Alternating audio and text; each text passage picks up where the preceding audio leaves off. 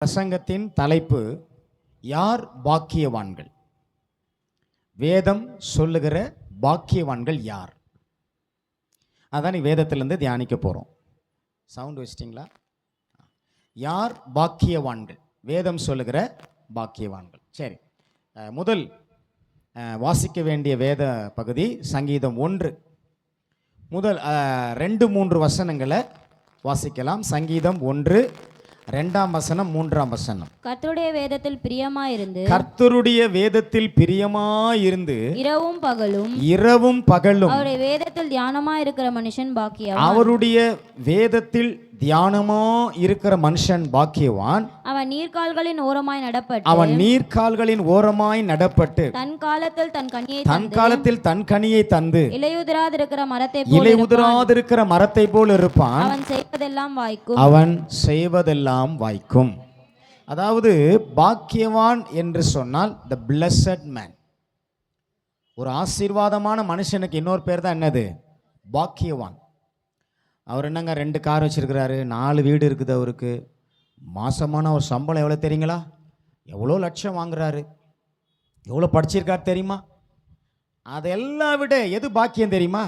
ஒன்றுமே இந்த உலகத்தில் இல்லைனா கூட அவர் வேதத்தை எடுத்து எப்பொழுதும் இரவும் பகலும், அது ஒருவேளை காலையில் வாசிக்கல ராத்திரி ஆயிடுச்சேன்னு நினைக்கக்கூடாது. அது இரவும் பகலும் அவருடைய வேதத்தை எடுத்து என்ன பண்ணணுமா? அதில் முதல்ல சிலருக்கு பைபிள்னாவே ரொம்ப கஷ்டமாக இருக்கும். யார் இதை எழுதியிருப்பாங்க? வேற ஒன்று எழுதி கொடுத்துட்டாங்களா, அதை வச்சு நம்மளை நோண்டுறாங்களே அப்படின்னு நம்ம பசங்களுக்கெல்லாம் சில நேரத்தில் ரொம்ப கஷ்டமாக இருக்கும். ஆனால் பைபிள் வாசித்தியா? ஆசிக்கிறேன். முதல்ல வாசி. என்னங்க உங்கள் வீட்டில் உங்கள் பிள்ளைகளை பார்த்து பைபிள் வாசித்தியான்னு கேட்டிருக்கீங்களா? கேட்டவங்க மாத்திரம் கைகளை ஊற்றுறாமேன்னு சொல்லுங்க. கொஞ்சம் பேர் தான் கேட்டுக்கிறீங்க. உங்கள் பிள்ளைகளை கேட்கணும். சரி, பிள்ளைகளை கேட்டிங்களே, நீங்கள் வாசித்தீங்களா? இப்படி ஒரு கேள்வி கேட்பான்னு நினச்சி கூட பார்க்கலையா? மற்றவங்களை கேட்குறோம், நாளைக்கு நம்ம பிள்ளைய நம்மளை பார்த்து கேட்கும், இவர் வாசிக்க மாட்டார் ஆனால் வேணா என்ன பைபிளை தூக்க சொல்லுவார். இவர் டிவியை பார்த்துன்னு உட்காந்துருப்பார், என்ன பார்க்கக்கூடாதுன்னுவார். பிள்ளைங்க கேட்பாங்க. அதனால தான் கர்த்தருடைய வேதத்தில் சொல்லுங்க பிரியமாக இருந்து. இது வந்து ஒரு தேன். பைபிள் என்னதுங்க? ஒரு தேன், தெளிதேன். இதுக்கு ஒரு பேர் இருக்குது, தெளிதேன். ஆமாம், இந்த தெளிதேனை வந்து சாப்பிட்டீங்கன்னா கண்கள் தெளிவாக இருக்கும். கண்கள் எப்படி இருக்கும் சொல்லுங்க? தெளிதேனை சாப்பிட்டா கண்கள் எப்படி இருக்கும்? அதுபோல் இந்த பைபிளை படிச்சிங்கன்னா தெளிவாக இருப்பீங்க. நிறைய பேர் தெளிவில்லாத ஆட்கள் இருக்கிறாங்கன்னா அவங்க பைபிளை ஒழுங்காக படிக்கலைன்னு அர்த்தம். கவனிங்க, ரொம்ப குழப்பமாகவே வாழ்ந்துக்கிட்டு இருக்கிறாங்க பாருங்கள். தெளிவே இல்லாத ஆட்கள், அவங்க ஒழுங்காக பைபிளை படிக்கலை, தியானிக்கலை. வேதம் சொல்லுகிறது அப்படிப்பட்ட மனுஷன், அதாவது தியானிக்கிற மனுஷன் பாக்கியவான். எப்படி பாக்கியவானா? அவன் நீர்க்கால்களின் ஓரமாய் நடப்பட்ட ஒரு நல்ல மரமாய் இருக்கிறான். அவனுடைய அனுபவம் எப்படி தெரியுங்களா? சரியா கனி கொடுப்பான். தன் காலத்தில் தன் கனியை தந்து சரியா கனி கொடுப்பான். கனி லேட் ஆகாது. சில மரம் வந்து சீசனில் கனி கொடுக்காது, சும்மா இருக்கிற நேரம் கனி கொடுக்கும். அந்த பழம் சீக்கிரமாக வெம்பி கீழே விழுந்துடும். சரியான நேரத்தில் கனி கொடுக்கணும். அது கொடுக்குறாங்க அப்படின்னாவே அவங்களுடைய எண்ணத்தில் என்ன இருக்குது? பைபிள் மேலே ஒரு பாசம், அன்பு. பைபிள் அப்படியே புதுசாக வச்சிருக்கிறதுக்காக பைபிள் கொடுக்கல. பைபிளை நல்லா படித்து பரவாயில்ல, பைபிளே ஒரு வழி ஆனால் கூட பரவாயில்லை. ஏன் பைபிள் படிக்கலன்னு சிலர் கேட்டால், கிழிஞ்சிரோன்னு படிக்கலை பாஸ்டர், அழுக்காயிரோன்னு படிக்கலை. இல்லைங்க, எவ்வளோ வேணாலும் பைபிள் இருக்குது, எடுத்து படிச்சுக்கிட்டே இருக்கலாம். என்னங்க, சில ரட்சிக்கப்பட்ட புதுசில் வாங்கின பைபிளை இன்னும் வச்சுக்கிட்டு இருக்கிறாங்க. ஏன்னா படித்தா தானே புதுசாக இருக்குது. எங்கள் பைபிள் காலேஜுக்கு ஒரு ஃபாரின்லேருந்து ஒரு பிரசங்கியார் வந்தார். அவர் தான் அன்றைக்கி எங்களுக்கு பைபிள் காலேஜில் அன்றைக்கி டீச் பண்ண போகிறாரு. முதல்ல வந்த உடனே அவர் செஞ்ச ஒரு காரியம், எங்கள் பைபிளெல்லாம் வாங்கி பார்த்தார். முதல்ல எல்லார் பைபிளும் வாங்கி பார்க்குறார்.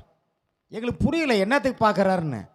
அவர் வந்து ஃபாரின்லேருந்து வர்றார். அவர் இங்கிலீஷ் படிக்கிறவர். நாங்கள் வச்சுருக்கிறதுலாம் தமிழ் பைபிள். இவருக்கு எப்படி இது புரியும்னு நினச்சோம். ஆனால் அவர் பார்த்தது பைபிளை யூஸ் பண்ணியிருக்கிறானுங்களா, பைபிளை யூஸ் பண்ணியிருக்கிறானுங்களா, எடுத்திருக்கிறானுங்களான்னு செக் பண்ணுறார். அதில் ஒரு சிலர் பைபிளை புதுசாக வச்சுருந்தாங்க. அவங்களுக்கு சொன்னார், நீங்கள் இன்னும் பைபிள் படிக்கல. பைபிள் படிச்சிருந்தீங்கன்னா அந்த பைபிளுடைய உங்கள் கைப்பட்டு அந்த பைபிளை எடுத்து பிரித்து பிரித்து பார்த்தீங்கன்னா உங்கள் பைபிளுடைய அந்த இது எப்படி இருக்குன்னு எனக்கு தெரியும். புரியுதுங்களா?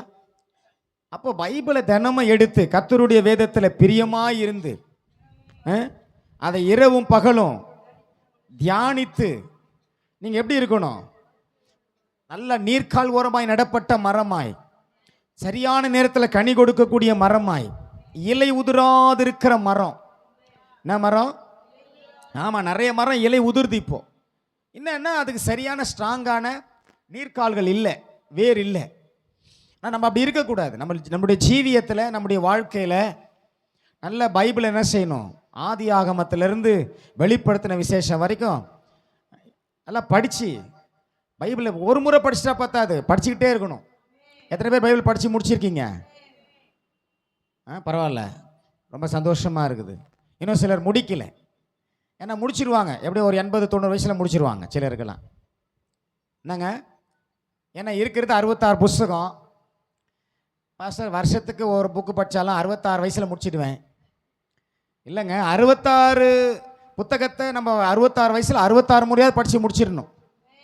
கணக்கு படிக்கணும், எல்லா பகுதியும் எடுத்து எங்கெங்கெல்லாம் உங்களுக்கு ஆவியானவர் நினைப்பூற்றார் எடுத்து நல்ல பைபிளை படிங்க. படிக்க படிக்க படிக்க உங்களுடைய புத்தி தெளிவாக இருக்கும். அவன் செய்வதெல்லாம் வாய்க்கும், உங்களுக்கு சந்தேகமே வராது. இந்த பைபிள் வேத வசனங்களை படிக்க படிக்க உள்ளத்தில் உங்களுக்கு ஒரு வெளிச்சம் வரும், ஒரு தைரியம் வரும், எதையும் செய்யறதுக்கு ஒரு பலன் வரும். நீங்கள் எங்கேயும் போய் யாரையும் கேட்டுக்கிட்டு இருக்க மாட்டீங்க, செய்யலாமா வானாவா, எனக்கு நேரம் நல்லா இருக்குதா நல்லா இல்லையா, அப்படியெல்லாம் யாரும் கேட்க மாட்டீங்க.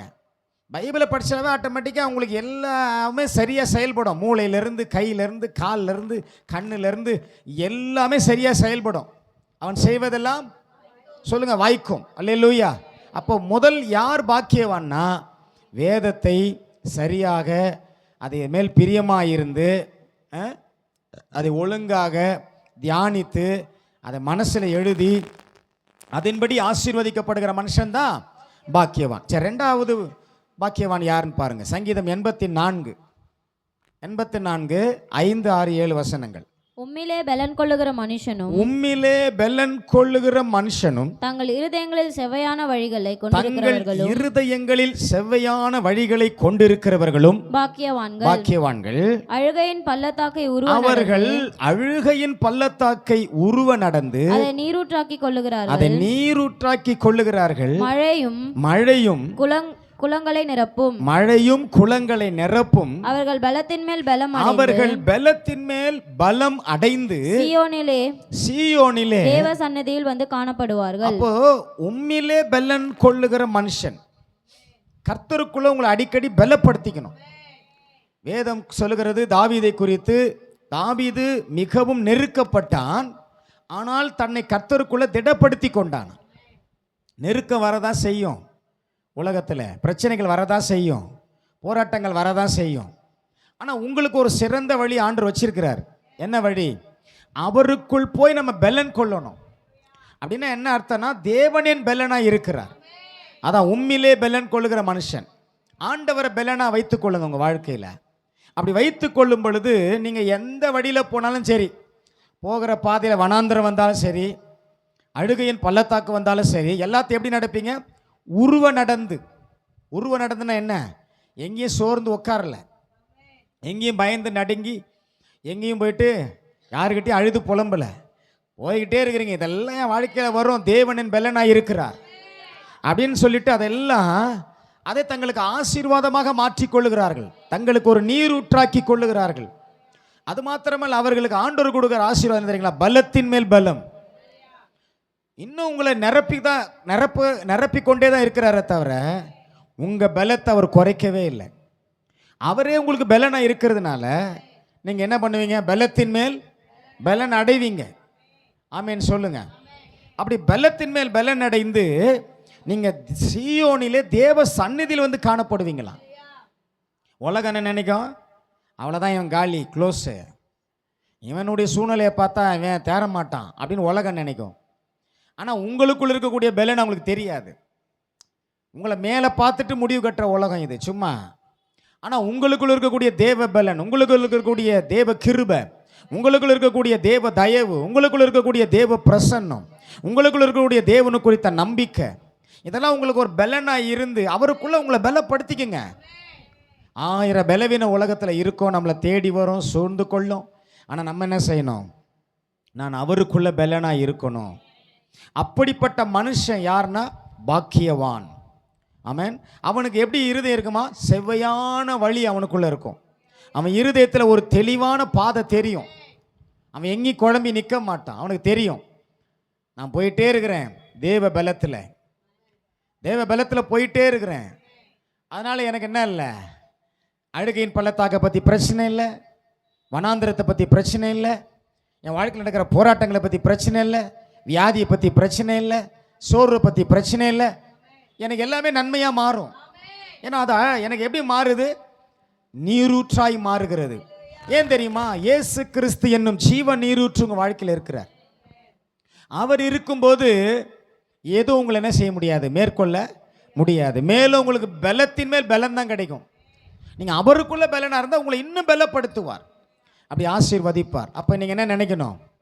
நான் இந்த வருஷத்தில் ஒருவேளை அதில் கொஞ்சம் பலவீனமாக இருந்தனோ இல்லையோ தெரியல, இல்லை நான் நல்லா தான் பலனாக தான் இருந்தேன் அப்படின்னு சொன்னீங்கன்னா, இன்னும் வருகிற வருஷத்தில் நல்ல கர்த்தருக்குள்ள பலனாக இருந்து நல்ல இன்னும் பலத்தின் மேல் பலன் அடையணும். நீங்கள் அதாவது பலவீனமாக போயிடக்கூடாது. அப்படியே இல்லை பிரதர், இப்போ வந்து அப்படி ஒரு பலவீனம், அப்புறம் இப்போ ஒரு பலவீனம், அப்படியே பலவீனம், அப்படியே கீழே போயிடக்கூடாது. நான் இன்னும் பலத்தின் மேல் பலன் அடைந்து அப்படி சொல்லணும். எப்படிங்க?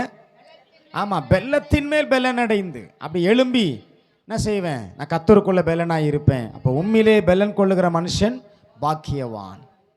இவங்க தான் உண்மையான ஆசீர்வாதமான மனுஷர்கள். அவங்களுக்கு சொத்து இருக்காது, சுகம், உலகத்தில் ஒரு பெரிய ஆர்ப்பாட்டமான வாழ்க்கையெல்லாம் கிடையாது அவங்களுக்கு. சும்மா உலகத்தில் ஆர்ப்பாட்டம் பண்ணுற ஆட்கள்லாம் கண்டு நீங்கள் ஒன்றும் பேச மயங்கிடாதீங்க.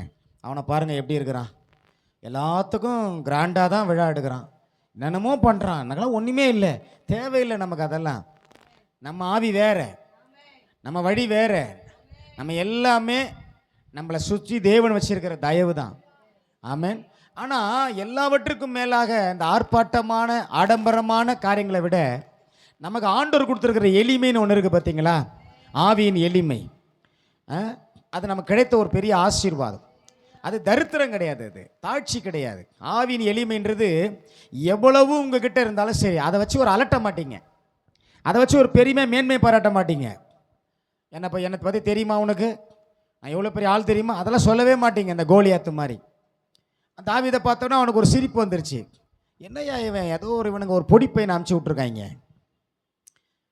என்ன அடிக்கிறதுக்கு இப்போ இவனுங்கிட்ட இந்த மாதிரி ஆள் தானே இருக்கிறான் அப்படின்னு நினச்சாங்க. ஆனால் அவனுக்குள்ளே தேவ பலன் இருந்தது. ஆமேன்னு சொல்லுங்க. அவனுக்குள்ளே என்ன இருந்தது? தேவ பலன். தன்னை கர்த்தருக்குள்ளே பலப்படுத்திக்கிட்டு போகிறான். அப்படி போனீங்கன்னா உங்களால் எல்லா காரியத்தையும் மேற்கொள்ள முடியும். அப்போ தான் நீங்கள் பாக்கியவான்களா இருப்பீங்க. இன்னும் பலத்தின் மேல் பலன் கிடைக்கும். கர்த்தர் உங்களை ஆசீர்வதிப்பாராக. அல்லேலூயா. சரி, சங்கீதம் 128 முதல் 2 வசனங்களை வாசிப்போம். கர்த்தருக்கு பயந்து அவர் வழிகளில் நடக்கிறவன் எவனோ, அவர் வழிகளில் நடக்கிறவன் எவனோ அவன் பாக்கியவான். பார்த்தீங்களா? கர்த்தருக்கு பயந்து. இதை எப்போ வந்தாலும் உங்கள் வீட்டில் நாங்கள் அடிக்கடி வாசிக்கிறோம். உங்களுடைய வீட்டில் நடக்கிற ஜெப கூட்டங்களில், குடும்பாச ஜெபங்களில், இல்லை இப்போ பிறந்த நாள் ஜெபங்களில், திருமண நாள் ஜெபங்களில் இதை நாங்கள் அடிக்கடி சொல்கிறோம். அது எவ்வளோ முக்கியத்துவம் தெரியுங்களா? ஏன்னா கர்த்தருக்கு பயந்து அவர் வழிகளில் நடக்கிறவன் எவனோ. புரியுதுங்களா? கர்த்தருக்கு பயப்படுகிற பயம் ஆசீர்வாதம், மனுஷருக்கு பயப்படுகிற பயம் கண்ணியை வருவிக்கும். அதனால் எந்த சூழ்நிலையிலும் மனுஷருக்கு பயப்படாதீங்க, எந்த மனுஷருக்கும் பயப்படாதீங்க. தேவன் ஒருவருக்கு மாத்திரம் பயந்து நடங்க. அவர் மட்டும்தான் நியாயாதிபதி, நியாயம் விசாரிக்கிறவர், நீதிபரர். அவர் தான் நீதி செய்கிறவர். ஆமென். உங்களுக்கு என்ன நீதி வேணாலும் செய்வார். அவருக்கு மாத்திரம் பயந்து. அது பயம் என்னன்னா ஏதோ ஓடி ஒளிந்து கொள்கிற பயம் இல்லை. ஒரு உண்மையான அன்போடு, நல்ல அவரை கனம் பண்ணுகிற மரியாதையோடு அவர்கிட்ட நம்ம எப்படி நடந்துக்கணும். கர்த்தரை பற்றி சொல்லும்பொழுதே உள்ளத்தில் ஒரு சந்தோஷம் வரணும், மகிழ்ச்சி வரணும். ஆமென். அப்படிப்பட்ட மனுஷனை ஆண்டவர் எப்படி ஆசீர்வதிக்கிறார்? 2ஆம் வசனத்துல பாருங்க. உன் கைகளின் பிரயாசத்தை நீ உன் சாப்பிடுவாய், கைகளின் பிரயாசத்தை நீ சாப்பிடுவாய். உனக்கு பாக்கியமும் நிறைய பேர் சம்பாதிக்கிறாங்க, சாப்பிட முடியல. நம்மளாம் நல்லா சாப்பிட்ற அளவுக்கு ஆண்டவர் வச்சிருக்கிறார். ஆமென் சொல்லுங்க. அல்லேலூயா. நிறைய பேருக்கு சம்பாத்தியம் இருக்குது, ஆனா சாப்பிட முடியலங்க, சாப்பிட முடியல. ஆனா கர்த்தருக்கு பயந்து அவர் வழிகளில் நடக்கிற மனுஷன் பாக்கியவானாக இருக்கும் பொழுது அவனுடைய கைகளின் பிரயாசம் வீணாய் போகாது. கர்த்தர் அவன் கைகளின் கிரியைகளை ஆசீர்வதிப்பார். அவன் சம்பாத்தியம் அவனுடைய வாழ்க்கைக்கும் அவன் குடும்பத்துக்கும் அவன் பிள்ளைகளுக்கும் அநேகருக்கும் அவனை சார்ந்த குடும்பத்தாருக்கும் எல்லாருக்கும் அது ஆசீர்வாதமாக இருக்கும். ஒரு மனுஷன் எப்படி ஆசீர்வாதமாக இருக்கணும்னு தெரியுமா? அவன் சம்பாத்தியத்தை அவன் அனுபவித்து மற்றவர்களுக்கும் அதை கொடுக்கத்தக்க அளவுக்கு அவன் ஆசீர்வாதமாக இருக்கணும். இல்லை, அதானே உண்மை. சம்பாதிக்கிறது பெருசு இல்லை. இன்றைக்கி நிறைய பேர் சம்பாதிச்சு என்ன பண்ணிகிட்டு இருக்கிறாங்க சொல்லுங்கள்? என்ன பண்ணுறாங்க? அதை வீட்டுக்கே கொண்டு போகிறது இல்லை, போகிற வழியிலேயே கவர்மெண்ட்டு கொடுத்துட்டு போயிடுறாங்க. இல்லை, அதானே உண்மை. நீங்கள் எவ்வளோ பேருடைய பணம் வீணாக போகுது, எவ்வளோ பேருடைய காசு அவங்க குடும்பத்துக்கு பிரயோஜனம் இல்லாமல் போகுது. அதில் என்ன இல்லை, தெய்வ பயம் இல்லை, கர்த்தருக்கு பயப்படலை. அவன் இஷ்டத்துக்கு என்ன வேணால் பண்ணிக்கிட்டு எல்லாம் பண்ணிக்கிட்டு அழைக்கிற மனுஷனுடைய கைகளின் பிரயாசம் அவனுக்கு பலன் இல்லை. ஆனால் கர்த்தர் என்ன சொல்ற? உன் கைகளின் பிரயாசத்தை, எல்லாம் சொல்லுங்க, உன் கைகளின் பிரயாசத்தை நீ சாப்பிடுவாய், உனக்கு பாக்கியமும் நன்மையும் உண்டாயிருக்கும். ஆமாம், அதுதான் நீ பாக்கியவான்னு அர்த்தம். தேவனுடைய நன்மையும் கிருபையும் உன்னை தொடரும். அதை விசுவாசிக்கணும். நான் கர்த்தருக்கு பயந்தா, அவர் சொல்கிறத கேட்டா, அவருக்கு நான் செவி கொடுத்தா, கர்த்தர் முதல் என் கைகளின் கிரியைகளை ஆசீர்வதித்து என்னை நிறைவாய் வைத்திருக்கிறார். அல்லேலூயா. உங்களுக்கு நிறைவான ஆசீர்வாதம் வரும். யார் கேட்டாலும் சொல்லுவீங்க, கர்த்தருடைய கிருபையில் நல்லா இருக்கேன். யார் கேட்டால் என்ன சொல்லணும்? யாராவது உங்களை விசாரிக்கிறாங்க, ஆமாம் என்னத்த நானே என்னென்னமோ பண்ணிட்டு இருக்கிறேன், ஒன்றும் நடக்கலை, அப்படி சொல்லக்கூடாது. இந்நாள் வரை கர்த்தருடைய கிருபையில் நான் ஆசீர்வாதமாக இருக்கிறேன். அல்லேலூயா. அப்படி சொல்ல சொல்ல கர்த்தர் உங்களை இன்னும் உயர்த்துவார். எப்பவுமே ஆண்டவர் உங்களுக்கு செய்தவைகளை குறித்து மேன்மை பாராட்டுங்க. ஏன்னா கர்த்தர் உங்களுக்கு பாக்கியத்தை நன்மையும் உண்டாயிருக்கும்படி செய்திருக்கிறார். அந்த சங்கீதத்தை வீட்டில் போய் நல்லா வாசிங்க, எல்லா ஆசீர்வாதங்களும் இருக்குது உங்களுக்கு அதில். ஆமென். அப்போது கர்த்தருக்கு பயப்படுகிற மனுஷன் பாக்கியவானாக இருக்கிறான். அதே போல் ஏசாயா 30:18 எடுத்து வாசிங்க. ஏசாயா 30:18. ஆனாலும் உங்களுக்கு இறங்கும்படி, ஆனாலும் உங்களுக்கு இறங்கும்படி கர்த்தர் காத்திருப்பார், கர்த்தர் காத்திருப்பார், உங்கள் மேல் மனதுருகும்படி, உங்கள் மேல் மனதுருகும்படி எழுந்திருப்பார், எழுந்திருப்பார். கர்த்தர் நீதி செய்கிற தேவன், கர்த்தர் நீதி செய்கிற தேவன். அவருக்கு காத்திருக்கிற அனைவரும் பாக்கியவான்கள். பாத்தீங்களா? அவருக்கு காத்திருக்கிற அனைவரும் பாக்கியவான்கள். ஆனால் தான் வேதம் சொல்லுது, கர்த்தருக்கு காத்திரு, திடமனதாயிருந்து. எத்தனை பேர் கவனிக்கிறீங்க? திடமனதாயிருந்து காத்திருங்க. நிச்சயம் கர்த்தர் உங்கள் வாழ்க்கையில் நிறைவேற்றுவார். அவர் சொன்னதை நிறைவேற்றுவார். கர்த்தருக்கு காத்திருக்கிறவர்களுக்கு அவர் எப்படி இருக்கிறாரா? இறங்கும்படி.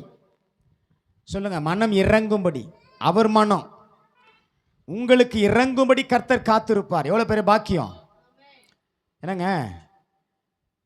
கர்த்தர் உங்களுக்கு மேலே இரக்கமாக இருக்கிறாருன்னா எவ்வளோ பெரிய பாக்கியம். அது மாத்திரம் இல்லை, உங்கள் மேல் மனதுருகும்படி எழுந்திருப்பாராம். அவர் எவ்வளோ பெரியவர், சர்வ வல்லவர். உங்களுக்காக மனதுருகும்படி. ஏன் உங்களுக்காக மனதுருகும்படி எழுந்திருக்கிறாரு? ஏன் உங்களுக்கு இறங்கும்படி காத்திருக்கிறாரு? அவர் நீதி செய்கிற தேவன். அவர் ஒரு நாளும் நீதி மாறாதவர். அவருக்காக காத்திருக்கும் பொழுது அவர்களை தேவன் தம்முடைய பாக்கியவான்களாக எண்ணுகிறார். அப்போ தேவனுடைய இரக்கத்துக்கும் மனதுருக்கத்துக்கும் நீங்கள் பாத்திரவான்களாக இருப்பீர்களானால் நீங்கள் தாங்க பாக்கியவான்.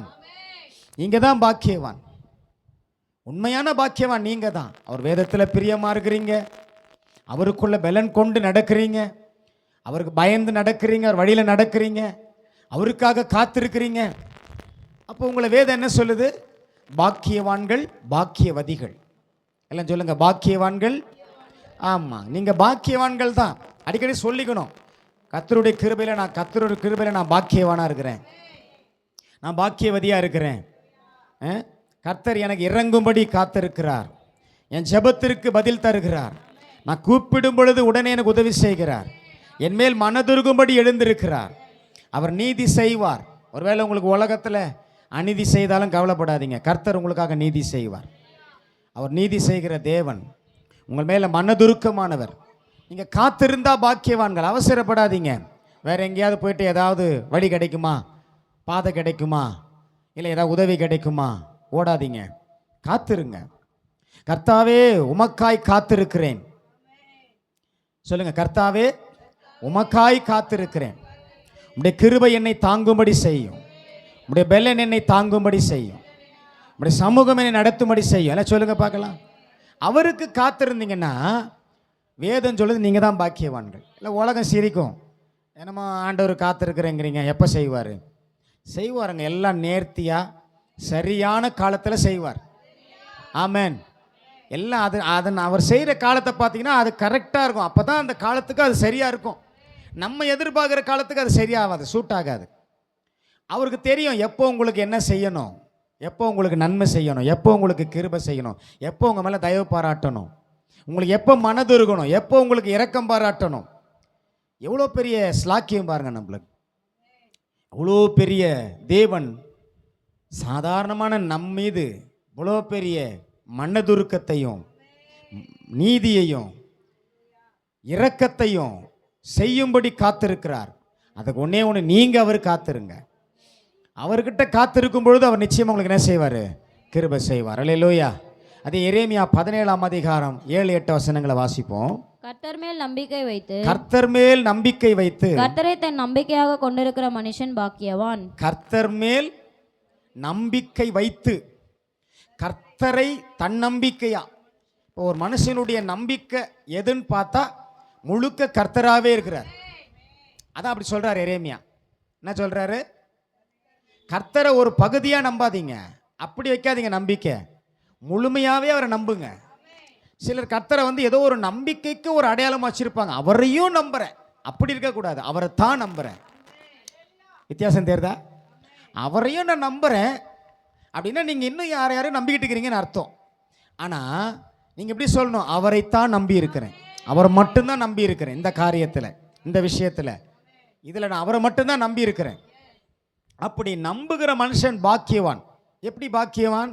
8ஆம் வசனம் சொல்லுகிறது, அவன் தண்ணீர் அண்டையிலே நாட்டப்பட்டதும் கால்வாய் ஓரமாய் தன் வேர்களை விடுகிறதும் உஷ்ணம் வருகிறதை காணாமல். எவ்வளவு வெயில, கொடுமையான வெயில் அடிச்சா கூட இலை பச்சையா ஒரு இலை கூட கருகாது.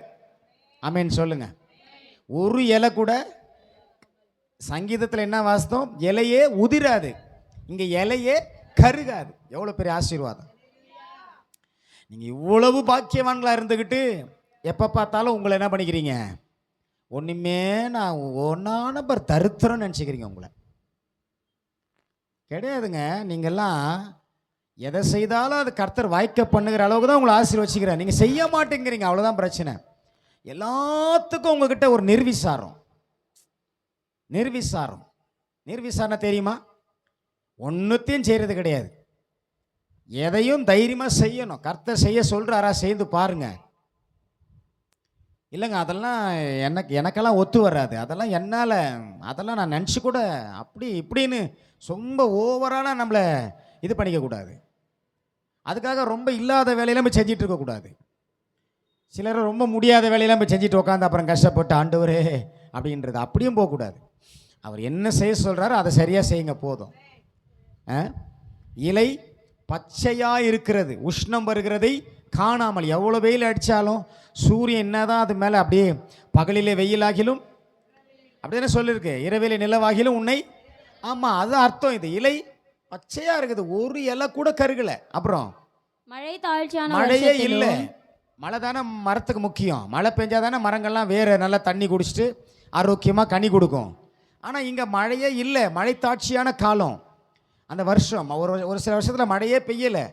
ஆனால் உன் வாழ்க்கை ஆசீர்வாதமாக இருக்கும். ஆமேன்னு சொல்லுங்க. உங்கள் வாழ்க்கை எப்படி இருக்கும்? யாருக்கு அந்த பாக்கியம்? கர்த்தரை நம்புறவங்களுக்கு. கர்த்தரையே தன் நம்பிக்கையாக. அவர் தான் என் நம்பிக்கை, அவரை நம்பிட்டு இருக்கிறேன். எனக்காக பெரிய காரியங்களை செய்கிற தேவன். அல்லேலூயா.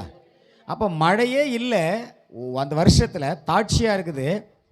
ஆனாலும் ஒரு வருத்தமும் கிடையாது. எல்லாம் ஆமேன்னு சொல்லுங்க. பக்கத்தில் பார்த்து சொல்லுங்க, ஒரு வருத்தமும் கிடையாது. நீங்கள் எப்போ பார்த்தாலும் வருத்தப்பட்டுகிட்டே இருப்பீங்க. என்னங்க, நாங்கள் ஊழியத்தில் எங்களையும் சேர்த்தான்னு சொல்கிறேன்.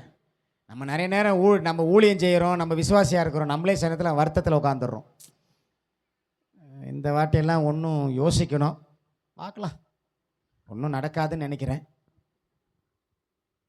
இப்படி நினச்சிட்டு அப்புறமா என்ன பண்ணுறது?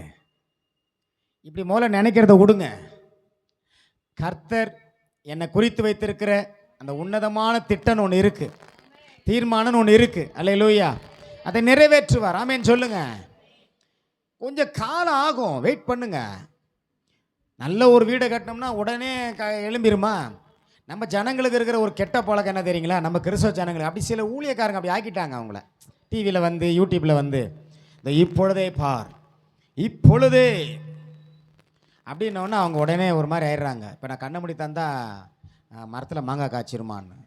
இல்லை இருங்க, அது கூட ஆண்டவரால் முடியும். ஆனால் அப்படி செய்ய மாட்டார். ஆண்டவர் எதையுமே உங்களை ஒரு படிப்படியாக தான் உங்களை உயர்த்தி கொண்டு போவார். அப்போ தான் உங்களுக்கு அந்த மேன்மை புரியும். மொத்தமாக கொடுத்துட்டாருன்னு வச்சுக்கோங்க, நீங்கள் எல்லாத்தையும் வாந்தி எடுத்துகிட்டு உட்காந்துருப்பீங்க. ஆமாம், அதுக்கு தான் நம்ம வீட்டில் கூட சாப்பாடு வடிக்கும் போது அளவாக வடித்து எத்தனை பேருக்கோ அத்தனை பேர் வடித்து சாப்பிட்றோம். ஒரு மாதத்துக்கான சோறை வடிச்சிடுறோமா? வடிக்க மாட்டோம். ஏன்னா அப்படி செய்ய முடியாது. ஒரு மாதத்துக்கான உணவை நம்ம சாப்பிட முடியாது. ஒரு வேளைக்கு என்ன உணவு அதான் நம்ம சாப்பிட முடியும். நம்ம வயிறுக்கு அதான் அளவு. அது மாதிரி தான் வாழ்க்கையில் சில காரியங்கள் இருக்குது. ஆண்டவருக்கு தெரியும் எவ்வளோ கெப்பாசிட்டி உனக்கு இருக்குது, எவ்வளோ பலன் உனக்கு இருக்குது, நீ எப்படி செய்வேன்னு அவருக்கு நல்லா தெரியும். ஆனாலும் உன்னை வருத்தம் இல்லாமல், வருத்தமின்றி, மழையே இல்லை, அது இல்லை, இது இல்லை, நம்ம எப்போ பார்த்தாலும் என்ன சொல்லிட்டு இருக்கிறோம்? வருமானம் இல்லை. சொல்லுங்க, வருமானம் இல்லை. ஏன் சொல்ல மாட்டேங்கிறீங்க? சொல்லுங்க, தைரியமாக சொல்லுங்க. வருமானம் இல்லை அப்படின்னு நான் சொல்லலை. கர்த்தர் என் கைகளை ஆசீர்வதிப்பார்.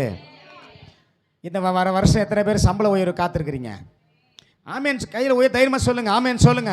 வர கர்த்தர் உங்களுக்கு அதை நிறைவாக தருவார். ஏன்னா வருத்தப்படாதீங்க, அந்த வருத்தமே வேண்டாம். அந்த மரம் எப்படி இருக்குது? தண்ணீர் அடியில் நாட்டப்பட்டிருக்குது, கவலை இல்லை, நம்பிக்கை. அப்படிப்பட்ட நம்பிக்கை என் பக்கம் தண்ணீர் ஓடுது, கர்த்தர் மேல் உள்ள நம்பிக்கை ஓடுது ஆறா. அதுக்கு எந்த குறையும் கிடையாது. வேர்கள் எங்கே போகுது? தண்ணீரை நோக்கி போகுது. நல்ல ஆரோக்கியமாக இருக்குது வேர்கள். காரணம் கர்த்தருக்குள்ளே இருக்கிறேன், கர்த்தருக்குள்ளே சந்தோஷமாக இருக்கிறேன், கர்த்தருக்குள்ளே பெல்லனாக இருக்கிறேன், கர்த்தருடைய கிருபை என்னை தாங்கி கொண்டிருக்கிறது. அதனால் எனக்கு தெரியும் அவர் என்னை என்ன செய்ய மாட்டார், எந்த சூழ்நிலை வருத்தப்பட விட மாட்டார். வருத்தமின்றி தப்பாமல், கொஞ்சம் கூட மிஸ் ஆகாது. ஆண்டவர் தீர்மானிச்சிட்டாருன்னா அது வாழ்க்கையில் கொஞ்சம் கூட அது என்ன ஆகாது, உன்னை விட்டு போகவே போகாது. அது மிஸ் ஆகாது. தப்பாமல் கனி கொடுக்கிறதுமான மரத்தை போல இருப்பான். அப்படிப்பட்ட ஒரு ஜீவியம். அது எங்கே மாறுது? கர்த்தர் மேலே உங்கள் நம்பிக்கையை வைத்து, கர்த்தரையே உங்கள் நம்பிக்கையாக வைத்து நீங்கள் அப்படிப்பட்ட பாக்கியவான்களாக, பாக்கியவதிகளாக இருக்கணும். ஆமேன். அதனால் கவலைப்படாதீங்க, கர்த்தர் உங்களை நிறைவாய் ஆசீர்வதிப்பார். ஆமேன். சரி, அடுத்து லூக்கா 6ஆம் அதிகாரம் 20ஆம் வசனம் 23ஆம் வசனம் வரை. லூக்கா. அப்பொழுது அவர் தம்முடைய சீஷர்களை நோக்கி பார்த்து, தரித்திரராகிய நீங்கள் பாக்கியவான்கள், தேவனுடைய ராஜ்யம் உங்களுடையது. என்ன பண்ணிட்டாரு அவரு? ஏசு என்ன சொல்லிட்டாரு? நான் ஒண்ணுமே இல்லாம இருக்கிறேனேன்னு கவலைப்படுறீங்க, தேவனுடைய ராஜ்யமே உங்க சொந்தம்ன்றாரு. புரியுதா? எத்தனை பேர் புரியுது? நான் உலகத்தில் தரித்திரனா வாழ்றேன், குறைவா வாழ்றேன், ஒண்ணும் இல்லாம வாழ்றேன். ஆனால் இயேசு என்ன சொல்கிறார்? அவங்கள பார்த்து நீங்கள் பாக்கியவான்கள். இல்லாத ஒரு மனுஷனை பார்த்து நீ பாக்கியவான் அப்படின்னு சொல்கிறது எவ்வளோ பெரிய ஆசீர்வாதம். ஏன்னா தேவனுடைய ராஜ்யமே அவங்களுக்குடையதான். தேவனுடைய ராஜ்யம். அப்போது தேவனுடைய ராஜ்யமே உங்களுடையதாக இருக்கும்பொழுது நீங்கள் எதை கேட்டாலும் அதை தர தேவன் வல்லவராக இருக்கிறார். ஆமென் சொல்லுங்க. உங்களுக்கு வேண்டியது இன்னதென்று உங்கள் பரமபிதா அறிந்திருக்கிறார். விதைக்கவும் அறுக்கவும் சேர்த்து வைக்க கூட ஞானமே இல்லாத, அந்த அறிவே இல்லாத அந்த ஆகாயத்து பறவைகளை போஷிக்கிறவர் இன்னும் அழகழகா பூத்தாலும் அப்படியே ஜொலித்தாலும் மாலையில் அதெல்லாம் கருகி போயிடும். அப்படிப்பட்ட காட்டு புஷ்பங்களை அவ்வளோ அழகா மாலையில் கருகிட போது அதுக்கு எதுக்குன்னு கூட இல்லை, அதை அவ்வளோ அழகாக உடுத்துறாரு. ஒரு நாள் இருக்கக்கூடிய அந்த மலர்களுக்கு இவ்வளோ அழகாக உடுத்துறவர் நமக்கு செய்ய மாட்டாரா? சொல்லுங்க, செய்ய மாட்டாரா? அவைகளை காட்டிலும் விசேஷித்தவர்கள் அல்லவா? அவைகளை காட்டிலும் நம்ம விசேஷித்தவர்கள் இருக்கிறதுனால அவர் என்ன செய்துட்டார்? ஆண்டவர் ராஜ்யத்தையே கொடுத்துட்டார் உங்களுக்கு. என்ன ராஜ்யம்? தேவனுடைய ராஜ்யமே உங்களுடையதுன்னு உங்களுக்கு சொந்தமாக்கிட்டாரு.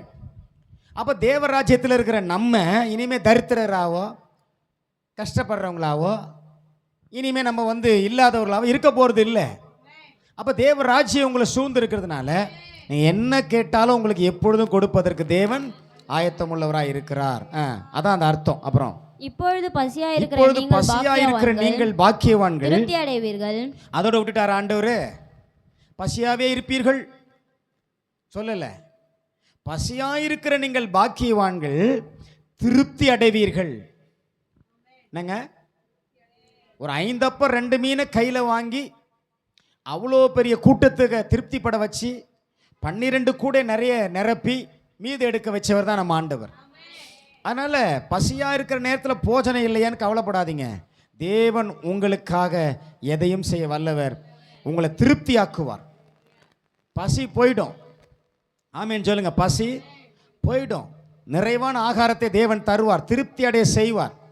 அப்புறம் இப்பொழுது அழுகிற நீங்கள் பாக்கியவான்கள். சில நேரத்தில் அழுறதுனால நான் துர்பாக்கியவான் நினைச்சிடாதீங்க, நான் துரதிர்ஷ்டசாலி நினைச்சிடாதீங்க. நீங்க அழுதாலும் நீங்க பாக்கியவான்கள் ஆண்டவர் சொல்றாரு. உங்களை நகைக்க வைப்பார். நகைப்புன்னு என்னதுங்க? சிரிக்கிறது, ஒரு எமோஷனல், நல்ல ஹாப்பி எமோஷனல் நகைப்பு. அதாவது அழுத உன்னை நகைக்க வைக்கிறார். அல்லேலூயா. அதனால் நீங்கள் இந்த தரித்திரம், பசி, அழுகை இதெல்லாம் என் வாழ்க்கையில் இருக்குதே, அதனால் நான் ஒருவேளை நான் ஒன்றும் இல்லாதவன்னு நினச்சிடாதீங்க. இதெல்லாம் இருந்தாலும் இயேசு உங்கள் வாழ்க்கையில் இருந்தார்னா இதெல்லாம் மாறும். 22ஆம் வசனத்தை பாருங்க. மனுஷகுமார் நிமித்தமாக ஜனங்கள் உங்களை பகைத்து உங்களை புறம்பாக்கி உங்களை நிந்தித்து உங்கள் நாமத்தை பொல்லாத என்று தள்ளிவிடும் போது உங்களை பொல்லாதவங்கன்னு சொல்லி தள்ளி விடும்போது நீங்கள் பாக்கியவான்களா இருப்பீர்கள். ஆமென் சொல்லுங்க. என்னை தள்ளிட்டாங்க பிரதர், நான் சர்ச்சுக்கு வர்றதுனால, நான் ஜெபம் பண்ணுறதுனால என்னை எங்கள் வீட்டில் சேர்க்கல, எனக்கு அது தரல இது தரல. உலக ஆஸ்திக்காக ஒரு நாளும் நம்ம மாய்மாலம் பண்ணக்கூடாது. அது இல்லைன்னா கூட பரவாயில்லை. ஏன் அப்படின்னா ஆண்டவர் சொல்றார் 23ஆம் வசனத்தில், அந்நாளிலே நீங்கள் சந்தோஷப்பட்டு இதெல்லாம் நடக்கும் பொழுது உங்களை பாக்கியவான்களா நினச்சிக்கங்க. உங்களை இப்படி பகைச்சி, உங்களை புறம்பாக்கி, உங்களை நிந்தித்து, உங்களை தள்ளி, உங்களை துரத்தி விடும் பொழுது நீங்கள் உங்களை பாக்கியவான் நினச்சிக்கணும். ஏன் தெரியுமா? கர்த்தர் உங்கள் மேலே கண்ணோக்கமாக இறங்கி என்ன செய்வார்? அந்நாளிலே நீங்கள் சந்தோஷப்பட்டு களி கூறுங்க. நீங்க அந்த சூழ்நிலை சந்தோஷப்படும்படியா உங்களை என்ன சொல்றாரு? களி கூறுங்கன்றார். பரலோகத்தில் உங்கள் பலன் மிகுதியா ஏன் அப்படின்னு சொன்னா, பரலோகத்தில் உங்கள் பலன் எப்படி இருக்குமா? மிகுதியா இருக்கும். நாங்க இப்போ 10 வருஷத்துக்கு முன்னாடி மோடி பிரதமர் ஆகும்போது சொன்னார், சுவிஸ் பேங்க்கில் இருக்கிற பணத்தெல்லாம் எடுத்து நான் இந்தியா கொடுப்பேன்னாரு. அப்புறம் இப்போ பணமே அங்கே இல்லைங்கிறாரு. அது என்னன்னு புரியல. ஆனால் பரலோகத்தில் பலன் இருக்குது. ஆமேன்னு சொல்லுங்க. ஆண்டவர் பரலோகத்தில் பலன் இருக்குன்னு சொல்லிட்டு அப்புறம் இல்லைன்னு சொல்ல மாட்டார். இங்கே உலகத்தில் என்ன வேணால் சொல்லுவாங்க, மாற்றி மாற்றி சொல்லுவாங்க. நேற்று ஒன்று சொல்லுவாங்க, இன்றைக்கி ஒன்று சொல்லுவாங்க. தேர்தல் ஓட்டு வாங்க வரும்போது பாருங்கள், உங்களுக்கு நாங்கள் வடை சுட்டு தரோம், தோசை சுட்டு தரோம், உங்களுக்கு நாங்கள் அதை செஞ்சு தரோம், இதை செஞ்சு தரோம்லாம் சொல்லுவாங்க. நாமளும் ஐயா தோசை சுடுறாரே, வீட்லேயே அதான் சுட்டுட்டு இருப்பார் அவர். ஆமாம், இங்கே வந்தால் மட்டும்தான் உங்களுக்கு சுடுற மாதிரி ஒரு ஒரு ஒரு காரியத்தை பண்ணிடுவார். வீட்லேயே அதான் வேலை. என்னங்க ஐயா இங்கே நல்லா தோசை சுடுறாருன்னா என்ன அர்த்தம்? வீட்லேயும் சுட்டுருக்கிறாருன்னு அர்த்தம். ஏதோ இங்கே ஒரு நம்மளும் ஓட்டை போட்டுருவோம். ஆனால் கடைசியில் ஒன்றும் நடக்காது. சில நடக்குது, சில நடக்காமல் போயிடுது. ஆனால் ஆண்டவர் அப்படி இல்லை. ஆண்டவர் என்ன சொல்கிறாரு? உங்களை அவங்க பகைச்சிட்டு, உங்களை புறம்பாக்கிட்டு, உங்களை நிந்திச்சிட்டு, உங்களை பொல்லாதவர்கள் சொல்லி தள்ளிட்டாலும் நீங்க தான் பாக்கியவான்கள்ன்றார். எப்படி சொல்றாருன்னா, நீங்க சந்தோஷப்படுங்கன்றாரு, களி கூறுங்கன்றாரு. ஏன்னா பரலோகத்தில் உங்க பலன் எப்படி இருக்க போகுது? மிகுதியா இருக்கும். அங்க உங்களுக்கு எல்லாமே ஆண்டவர் எழுதி வச்சிருக்கிறார். உங்களுக்கு என்னென்ன கொடுக்க போறாரு, என்னென்ன தர போறாரு. சந்தோஷமான வாழ்க்கை, மனமகிழ்ச்சியான வாழ்க்கை, ஒரு விடுதலையான வாழ்க்கை, ஆசீர்வாதமான வாழ்க்கை எல்லாம் உங்களுக்கு வச்சிருக்கிறார். தள்ளினவங்களே உங்களை ஒரு நாள் பார்த்து என்ன செய்வாங்க? ஆச்சரியப்படுவாங்க. அப்படி கர்த்தர் செய்வார். ஆமென் சொல்லுங்க. அதனால் இதெல்லாம் என் வாழ்க்கையில் எனக்கு ஏன் இப்படி நடக்குதுன்னு சொல்லி வருத்தப்படாதீங்க. உங்களை பாக்கியவான்களாக நினைங்க. உங்களை யாரும் சேர்க்க மாட்டேங்கிறாங்களா ஆண்டோடைய பிள்ளையாக இருந்ததுனால கவலையே படாதீங்க, சந்தோஷப்படுங்க. இதுக்கு சந்தோஷப்பட சொல்கிறாரு. ஏன்னா பரலோகத்தில் உங்களுக்குன்னு ஒரு பலன் அங்கே இருக்குது. எனக்கு ஒரு பேங்க் அக்கௌண்ட்டு கூட கிடையாது பாஸ்டர், அப்படியே இருந்தாலும் ஜீரோ பேலன்ஸில் இருக்குது. அதெல்லாம் கொடுங்க. நமக்கு அங்கே எப்பொழுதும் ஜீரோ பேலன்ஸ் கிடையாது. அங்கே எப்பொழுதும் நல்ல பலன் இருக்குது. நம்மளுக்கு ஆண்டவரில் நல்லவர் பாருங்க. நம்ம அங்கே ஒன்றும் கொடுக்கலனா கூட அவர் நமக்காக அங்கே சேர்த்து வச்சிடுறாரு. உனக்காக எனக்காக எல்லா பலனும் அங்கே வச்சிடுறாரு. அதை நிறைவாக நம்மளை நிரப்போம். ஆமென். சரி, யோவான் 20:29 வாசிப்போம். அதற்கு இயேசு தோமாவே நீ என்னை கண்டதினாலே விசுவாசித்தாய், நீ என்னை கண்டதினாலே விசுவாசித்தாய், காணாதிருந்தும் விசுவாசிக்கிறவர்கள் பாக்கியவான்கள் என்றார். காணாதிருந்தும், நான் இயேசுவை கண்ணால பார்க்கல, நான் அவருடைய காயப்பட்ட கரத்தை பார்க்கல, ஆனால் இயேசுவை நான் விசுவாசிக்கிறேன். தோமா என்ன சொல்கிறாரு? நாங்கள்லாம் இயேசுவை பார்த்தோன்னு சொன்ன உடனே இல்லை, நான் அவருடைய கைகளில் ஆணிகள் உண்டான காயத்தை நான் கண்டு அந்த காயத்தில் என் விரலை விட்டு என் கையை அவருடைய விழாவிலே போட்டாலொழிய விசுவாசிக்க மாட்டேன். இந்த விசுவாசத்தை, இப்படிப்பட்ட அவிசுவாசத்தை தேவன் விரும்பவில்லை. தேவன் எதை விரும்புகிறார்? தோமா கிட்ட கையெல்லாம் நீட்டி, பார்ப்பா என் விழாவில் நீ என்ன கேட்ட? என் கையை பார்க்கணுன்னு சொன்னல, பாரு, விழாவில் கை போடணும்னு சொன்னிய, போடு. எந்த வசனம்? 27. அவிசுவாசியா இராமல் விசுவாசியா இருன்னு சொல்லிட்டு இப்ப சொல்றாரு, தோமாவே என்ன சொல்றாரு? தோமாவே, ஆமா, உங்க பேர் அங்க போட்டுங்க, தோமாக்கு பதிலா போட்டுட்டு நீங்க சொல்லுங்க, நீ என்னை கண்டதினாலே விசுவாசித்தா. ஏதாவது ஆண்டவர் செஞ்சாதான் ஆண்டவர் இருக்கிறார். எதை செய்யலைன்னா ஆண்டவர் இல்லை. ஏதாவது நடந்தாதான் ஆண்டவர் இருக்கிறார். எது நடக்கலைன்னா ஆண்டவர் இல்லை. அப்படி இல்லை, ஏதாவது நடந்துக்கிட்டே இருக்கணும். அப்போ பார்க்கணுமே ஆண்டவர் எவ்வளோ நன்மை செஞ்சிருக்கிறார் பிரதர். அப்புறம் எதுவுமே நடக்காத போது எங்க செஞ்சார் பிரதர்? அப்படி இல்லை. அதுதான் தோமாவுடைய கேரக்டர். அதை திருத்துறார் தோமாவை. அப்படி இருக்கக்கூடாது.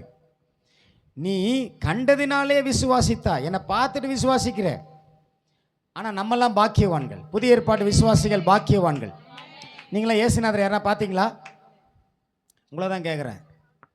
நிறைய பேர் சொல்கிறாங்க, எங்கள் வீட்டுக்கு வந்தார், சரவணபவன் இட்லி சாப்பிட்டாரு, அப்புறம் ஆரியபவன் அடை சாப்பிட்டாரு, ஆரியபவன் ஆப்பம் சாப்பிட்டாரு. கேட்கல? நீங்களா யூடியூப்பில் கேட்கலையா? இயேசுநாதருக்கு பரலோகத்துலேருந்து இங்கே இட்லி சாப்பிட்றது தான் வேலை, ஆரியபவனில் இருக்கிற ஆப்பம் சாப்பிட்றது தான் வேலை. எவ்வளோ ஒரு துணிகரமான பொய் பாருங்க. என்னங்க, அது ஒருவேளை உங்கள் வீட்டுக்கு வந்தார், என்னை சந்திச்சாருன்னா சொல்லும் போதே தெரிஞ்சிடும். ஆண்டவர் உங்கள் வீட்டுக்கு உங்களை சந்திக்கிறாரு, நீங்கள் அவரை பார்க்குறீங்கன்னாவே அது ஒரு வித்தியாசமாக இருக்கும். அது சொல்லும் போதே தெரியும். ஆனால் அதை சிலர் சொல்லும் போதே ரொம்ப என்னமோ அடிச்சு விடுவோம். அடிச்சு விடுறதுல இது ஒன்று. இப்போ ஒரே ஒரு கேள்வி கேட்குறேன். நீங்கள் அமெரிக்கா தேசத்துக்கு சுற்றுலா போகிறீங்க, போயிட்டு வந்துட்டு சும்மா இருப்பீங்க?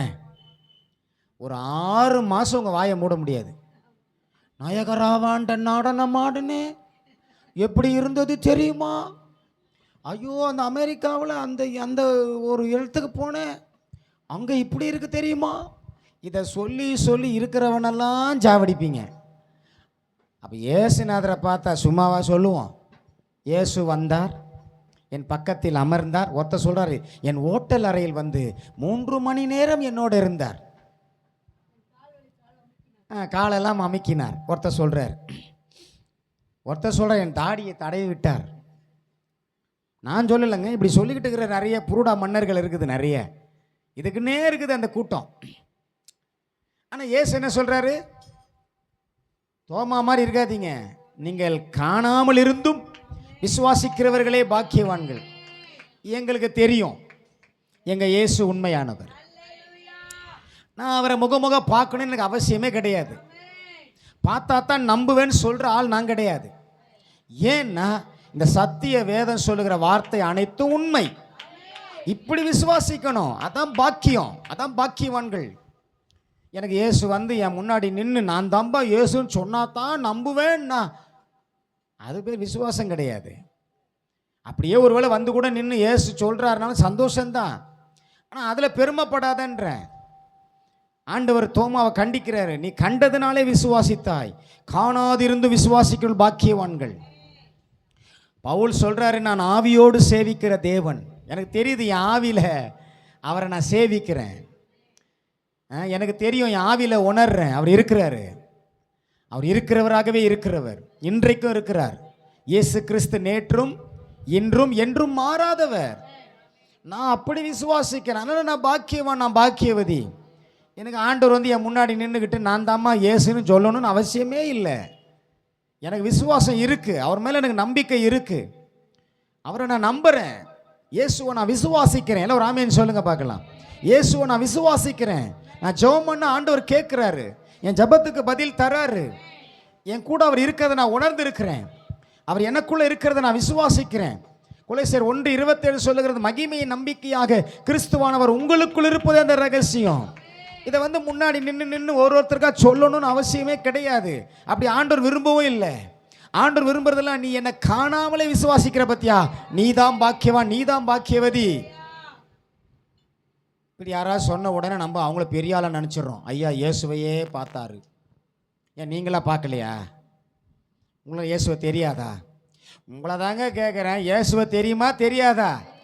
அப்புறம் இந்த மாதிரி சொல்கிற ஆளுங்களை போட்டு பெருசாக சில யூடியூப்பில் பார்க்கணும். இந்த சகோதரி இயேசுவை முகமுகமாக கண்டார்கள்.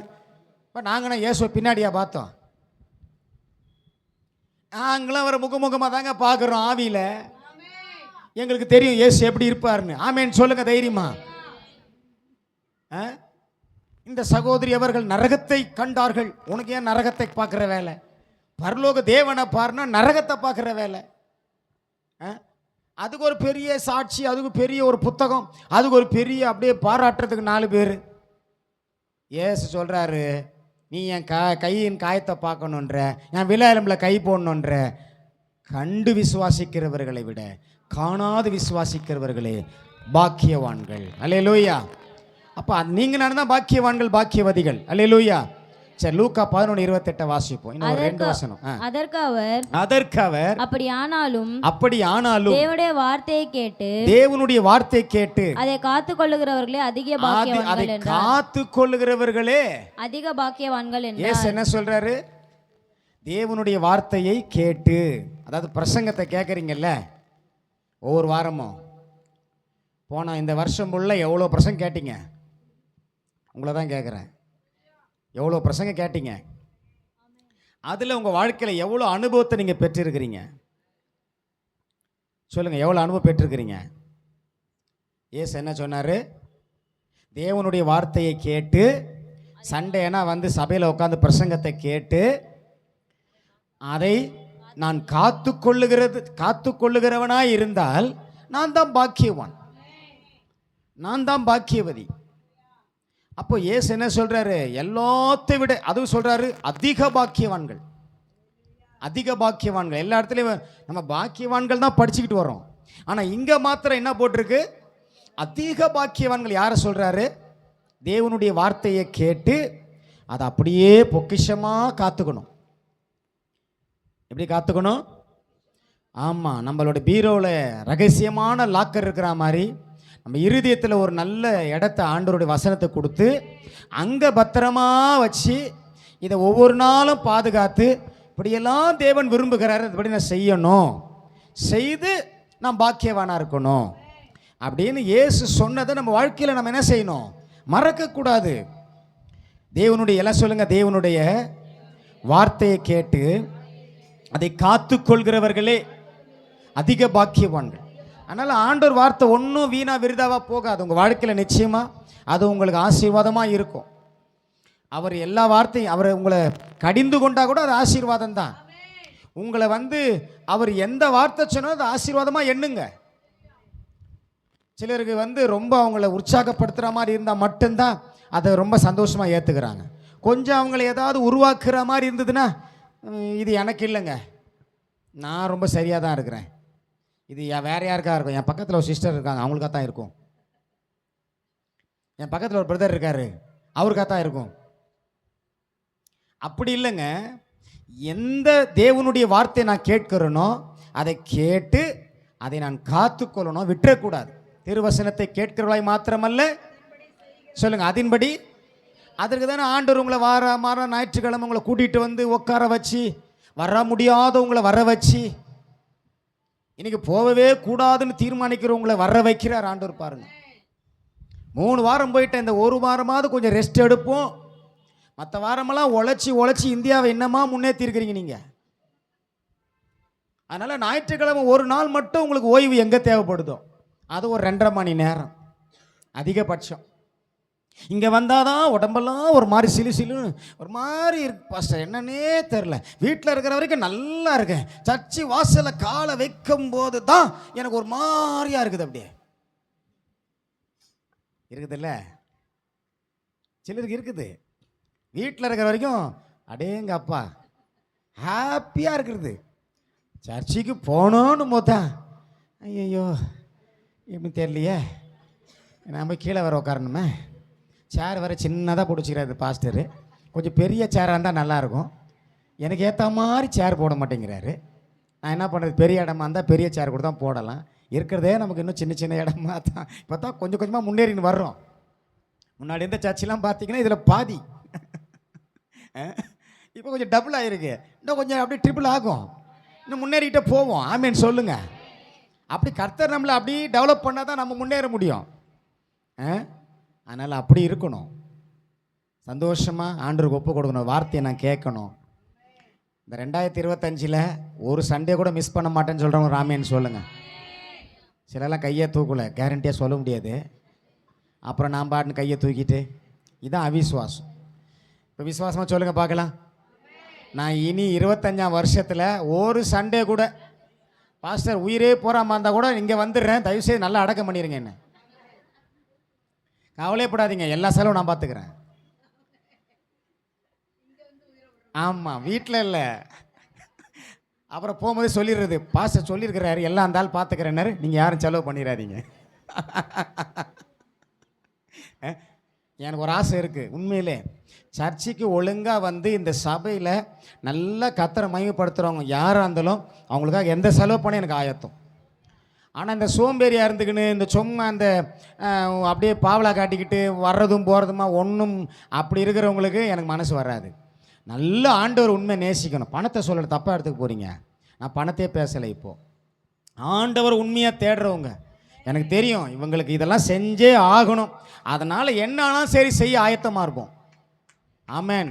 ஆமாம், அவங்களுக்காக எவ்வளோ தூரம் வேணாலும் வருவோம், எங்கே வேணாலும் வருவோம், எந்த இடத்துக்கும் வருவோம், ஓடி ஒளிய மாட்டோம், விலகி ஓட மாட்டோம்.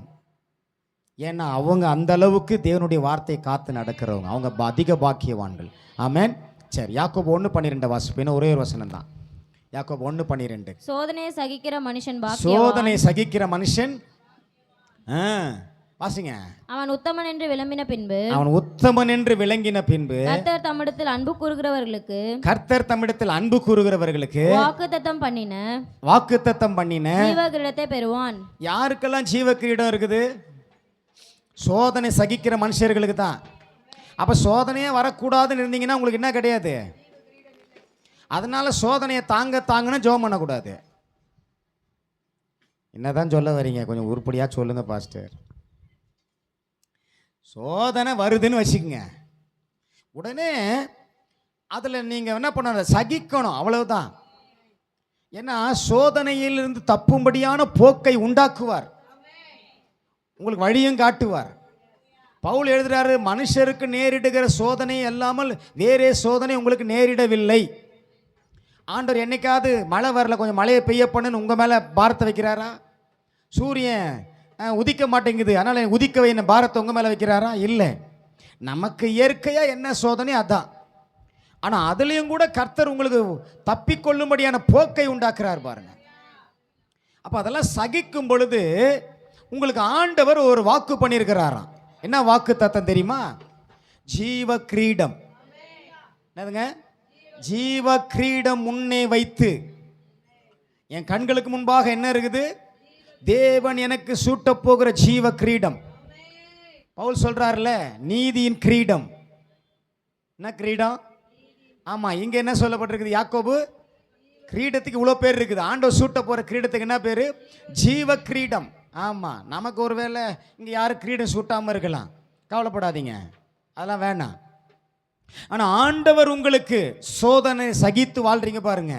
எல்லா சோதனையில ஆண்டவர் விடாம பிடிச்சிக்கிட்டு, நீங்க தான்பா என் ஆண்டவர், நீங்க தான் எனக்கு எல்லாமே சொல்லி நீங்க அதுல உண்மையா இருக்கிறீங்கல்ல, அப்போ அவரிடத்துல அன்பு கூறுகிறீங்கல்ல, அப்போ உங்களை என்ன செய்ய மாட்டாரு?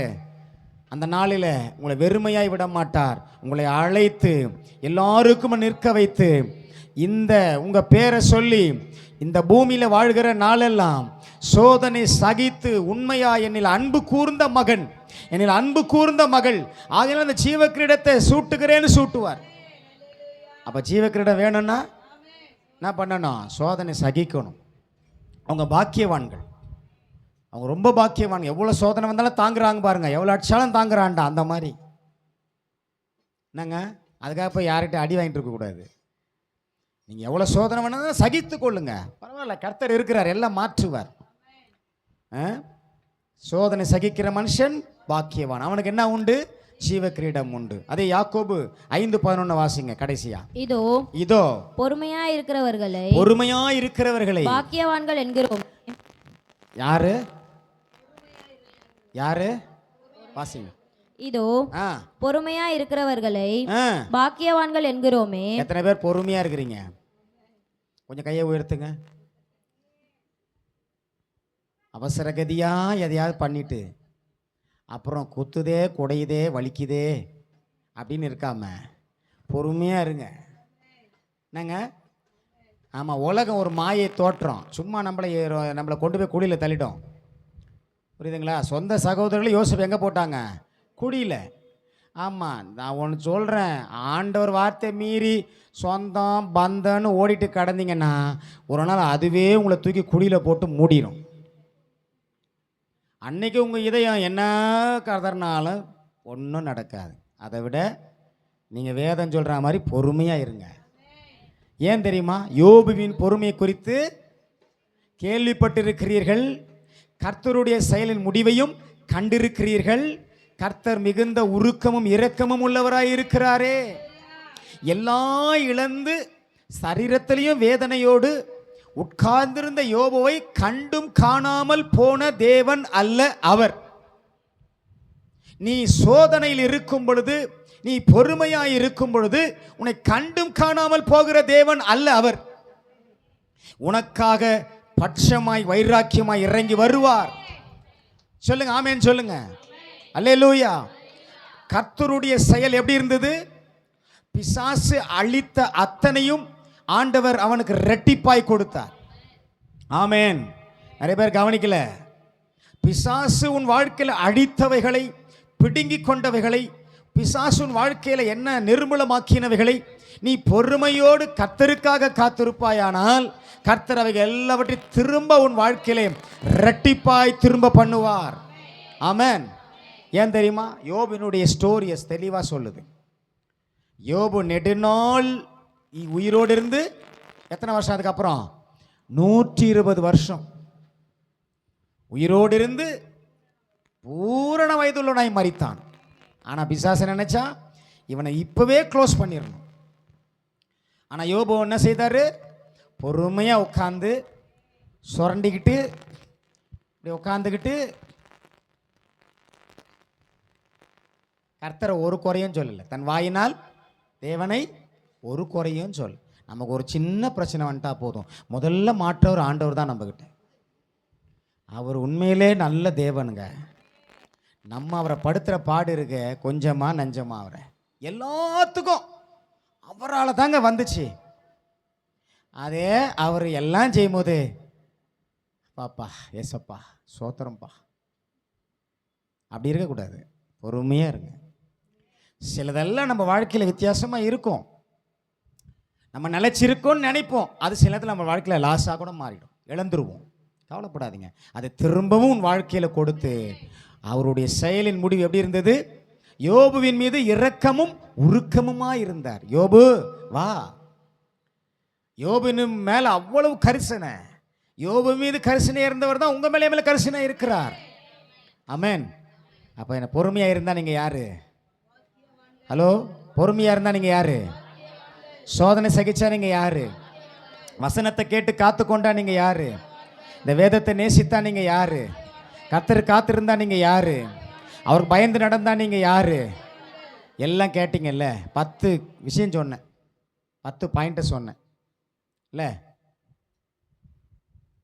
காணாத விசுவாசிக்கணும். ஆண்டவரே எனக்கு தெரியும்.